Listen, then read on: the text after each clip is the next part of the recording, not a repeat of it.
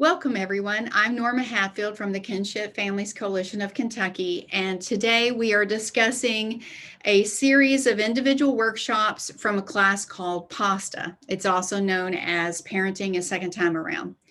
Now, we've been doing short video discussions over the last few weeks in regards to each one of these classes, and today we're going to talk about class number 7, which is called Grandparents and Teens Living Together. It's about the key points in adolescent development and realistic expectations for behavior. And I'm joined by Dr. David Weisenhorn. And David, would you like to introduce yourself and talk a little bit more about this class? Yeah, sure. So I'm David Weisenhorn. I'm a parenting and child development specialist at the University of Kentucky. We are housed in the College of Agriculture, but the department is Family and Consumer Sciences Extension. There's an extension office in every county of the state, and that's where we host our meetings or our programs. And PASTA, Parenting a Second Time Around, is a program that was created by Cornell University to target kinship families and really help give some important resources to families that are in need and maybe not quite sure of what resources are available to help them in their new role as a kinship care provider. And so PASTA is specifically a curriculum in a workshop that really addresses some of those needs. And the unique thing about that is that it's kind of tailored to the members of the group. And there are some general topics that we'll discuss, but hopefully with the needs being identified within the group, it'll be able to zero in and really target what the group members need most. Now, today we're talking about class 7, and that's grandparents and teens living together. Do you want to kind of dig into that a little bit and tell folks what's all in that particular segment? Sure. And if those of you haven't had the privilege to live with a teenager yet, you'll find that it comes with its challenges, just as really any child comes with challenges at all stages. But the teen years, as a parenting expert, I get to hear that those are by far some of the most challenging years. And there's a lot of reasons behind that. This workshop will really kind of target in on some of those difficulty areas. Part of that is just this specific workshop will target the developmental changes that are occurring in those teen years. Some of those physical changes, and maybe those are, you're going to see the physical development of the body along with some of that body odor.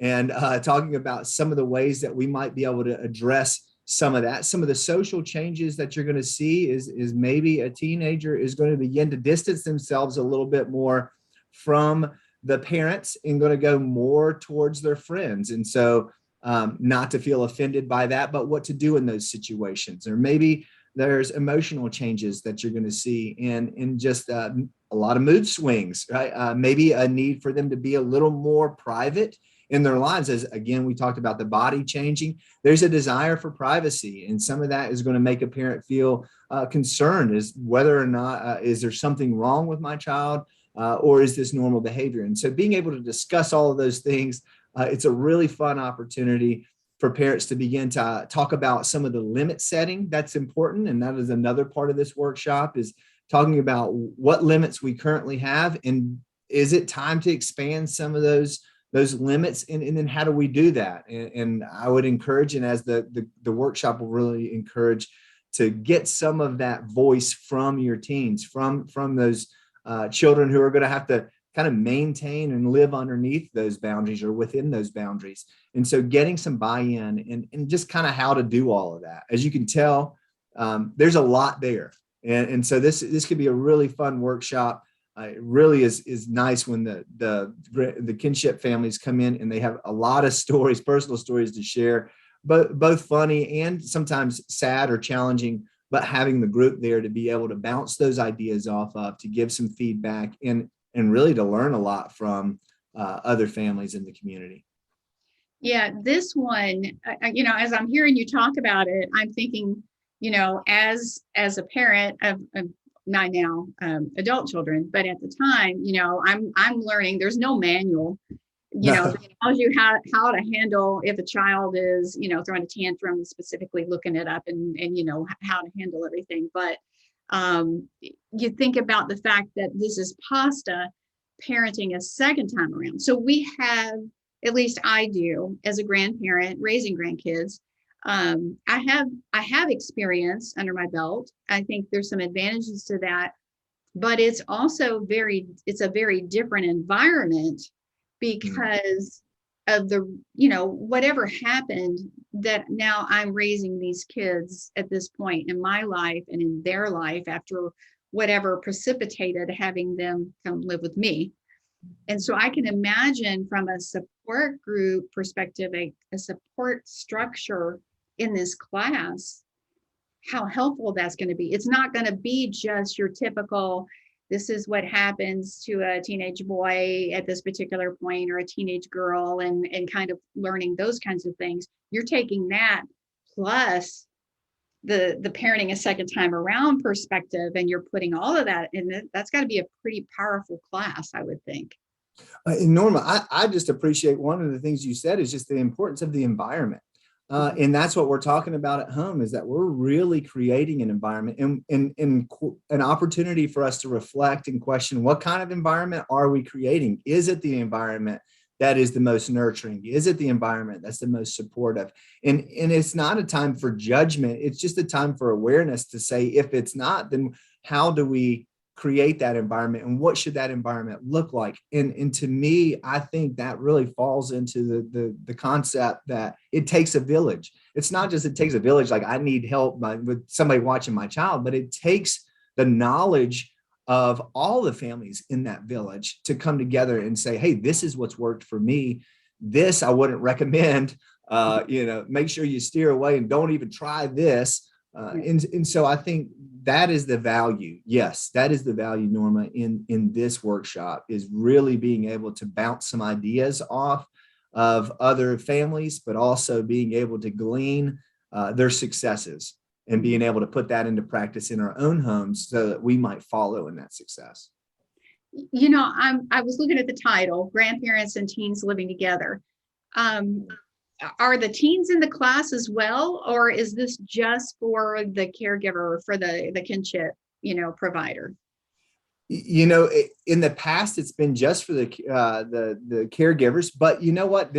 Within the curriculum, within there is some opportunity that if the group decided, and I think that would be a group decision at this point, if the group decided that would be a good thing to incorporate the teens, I think it could be very beneficial for them to all come in, because it really is this gaining a better understanding of each other.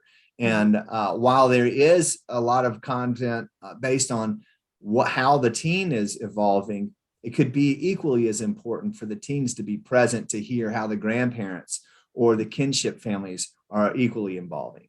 Mm-hmm. So to me, one of the advantages here in the whole series is what's the comfort level of the group, and they make those decisions, and they define their group rules, if you will, like, this is a safe place for me to have a conversation and really to share, as an example.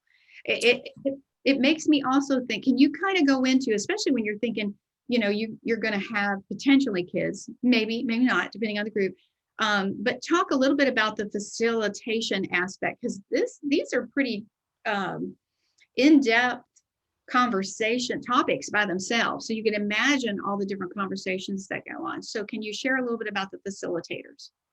For sure. So the family and consumer science agent that's in the county would be the one that's facilitating the PASTA group. And in that facilitation, it's a really good point you bring up, Norma, because they're not licensed clinicians. They are not able to give a diagnosis. They're not going to recommend services. And truthfully, they probably shouldn't advise based on what to do next. Their main role as the facilitator is to do that, to facilitate the discussion that's going on, to bring topics of discussion to the table and allow the participants to discuss. Most of the gleanings and the information that you'll gather might be shared advice from the families. It is to kind of build up what's happening, again, to report what's new, to also create that cohesion among the families that are taking place. So the facilitator's role is to kind of keep the information going, making sure everybody gets a fair opportunity to speak.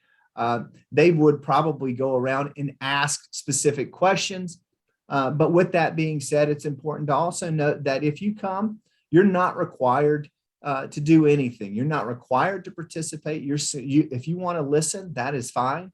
We find that most families that show or participants that come, they do participate because it is really rewarding. Ooh, that's hard to say. And just an opportunity for them to kind of share some of the things that they've learned, and then also to ask questions about the things that they may not fully understand yet and how to do that. So with that, the content is often just provided by the facilitator, but then all of the advice is kind of given within. Now, the facilitator also is one who's there to gather what the resources are that the participants have identified that, hey, we need these specific things, would make my life easier. And so then they identify where those resources are within the community so that those are accessible. Yeah. I think when you think about it, whether you want to share, whether you don't, whether you want to just sit and listen, the fact is that even if you're sitting and you're not sharing, in a way you're networking, because you're listening to what other people have to say, their experiences, where they've been, like if their grandchildren are in the system or have been in the system. And so in a way you're networking, because you might say, hey, I might want to give this person a call at some point later if the group decides they want to share their contact information, as an example. For sure. I've even seen groups that have shared a lot. They've created a babysitting cooperative, like, hey, we just exchange hours. I'll watch your children, give you a little reprieve. And then in exchange, that when you have the next free time, maybe you'll watch mine so that I can run some errands or get myself a reprieve as well. And so it really has worked well. I've seen also other social groups that kind of spawn out of this. Is again, sometimes kinship families have a hard time identifying other families within the community that share some of those same struggles and challenges that they might have. And so just having someone else to know that you're not alone can power you and give you so much hope throughout the day, and have somebody you can confide in and really share and understand where you are in life. And that means so much to all of us. Yeah. It's about not feeling like you're alone. You're all by yourself. Nobody understands. It's knowing that somebody else out there has gone through something similar to what you're going through. I don't know, that was very powerful for me when I found our local support group here in Hardin County, where I'm at. It's just, I could go ask the questions, and something really bothers you because you can't just go find all this stuff. It's not that easy, trying to navigate the system, and you have all these questions, and, and for me and many other kinship families, it's not like you got to plan everything ahead of time. They're just on your doorstep, or you have to go pick them up. It's that phone call, and you're dealing with so many things. So it's just, for me, I found that having that safe place to share or gather information kind of helped me feel a little more calm. Even when I felt uneasy or anxious, it still helped me navigate the waters a little bit more, and, and get through a lot of things that could have felt a lot tougher. Now, I know we talk about this in each one of these discussions, but this class is free. Yes. It's about roughly 2 hours? Yes, in length. Each time you meet, about 2 hours. And where are these typically held? So they'll each be at the extension office within your county. If you don't know where that is, it's you can go to kinshipky.org. You can click on the map there. They'll identify in your county where that extension office is. You can contact that extension office, find out if there's a group. There may be a group currently going. Typically, those groups are open. As we mentioned a lot, as Norma maybe she was alluding to this earlier, is that the participants really define kind of the structure and how they want that group to look. Hey, is it okay if we have it open and anybody can drop in? Or maybe we've got 10 families or 12 families here right now, and maybe we just want to keep this our group. So that might differ per county. So just contacting them, finding out if there's one currently going on. Is it available for me to come? If it is, when do they meet? Is there childcare?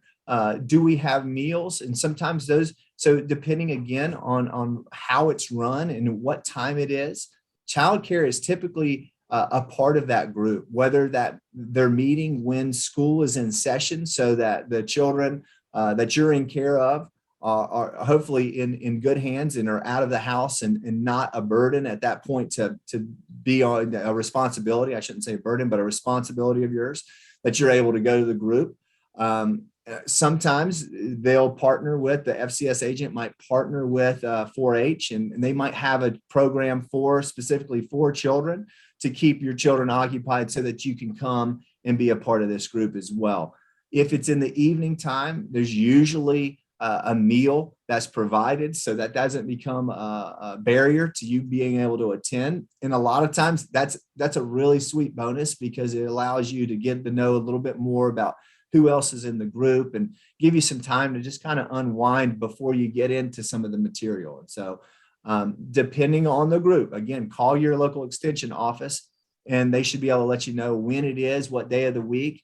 If that does not work for you and you say, gosh, it's in the middle of the day and I'm working, so I can't attend that, let that agent know and they'll see about providing another group for you.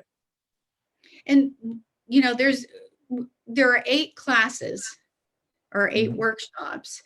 And the other thing is that, let's say, you know, you were interested in number 8 or number 3, you can always, and you missed it, you can let them know you're interested for the next time. That, you know, that's how you get the next class scheduled, is by showing interest. For sure. And Norma, I think it's important to say too that there's no attendance taking.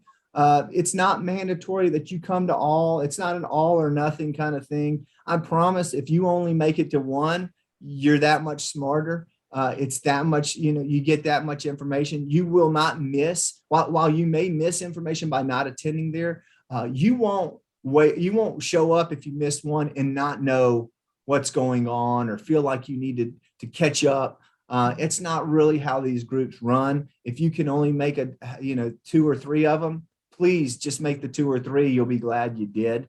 If you can make all of them, that's great. If you fall in late or you miss the tail end of one, if you want to come back around, what we find is a lot of participants, they stay on because more information gets covered. Maybe the next group has different questions or different needs that you identify, like, wow, I do need that and I didn't even know it. So attending these groups over and over and just really becomes resource rich and opportunities to meet the needs that, again, you may not even know you need at the time you're receiving them. Yeah. So I'm just going to very briefly read back through the list of all the classes that we've covered up to this point. This is PASTA, Parenting a Second Time Around. And the first one was, it wasn't supposed to be like this. I think that's fantastic. Starting it out right there. It says so much. The second one is Getting to Know You. The third one is Rebuilding a Family. The fourth one is Discipline is Not a Dirty Word, but it might look different today. I just love how they put these. I mean, that's how I think. And I think they're just candid, to the point, and they cover things so well that are needed. We've got the fifth one is Legal Concerns of Relatives Raising Grandchildren. The sixth one is Standing Up for Grandparents and Grandchildren's Rights. And today we're talking about grandparents and teens living together. And keep watching the social media, Facebook site for the Kinship Coalition. Also, you can check everything out on our webpage on kinshipky.org, because next time we're going to be talking about the 8th class, which is Living with Teens Can Be Challenging. And don't we know that? But again, these classes are free. There is an extension office in every single county in Kentucky. So it is available to everyone across the Commonwealth. And we have such a large number of kinship families in Kentucky. I just think this is amazing. You talked about the fact that, there could be childcare, meals, or snacks, other groups. They don't have to be specifically kinship caregivers. But I believe you said that, if I'm a family resource coordinator or I am running a support group within that county, I could team up or partner with the extension office, correct? Yes, absolutely. They love to do that. Yeah. So it's just another way to kind of network within your own county, to not only, share what's going on from kinship family to kinship family, but all the different services and the way that we can help all the children and caregivers within your own region. Mhm. I think that's pretty amazing. Anything else you want to add, David? I think we covered it. Okay. So again, go to kinshipky.org and you can check out, there should be a link out there. You can check out more about PASTA, Parenting a Second Time Around. You can go, if this is the first time that you're looking at one of these videos, you can go back through social media and look at some of the older ones, some of the first and second classes. And, we're going to cover all 8. And if you have any questions, you can reach out to us through our Facebook page or on our webpage and send us some notes, and we'll connect you with the right folks. But again, there is an extension office in every single county, and we can help connect you to them so that you can get these amazing classes. David, thank you so much. Thank you, Norma.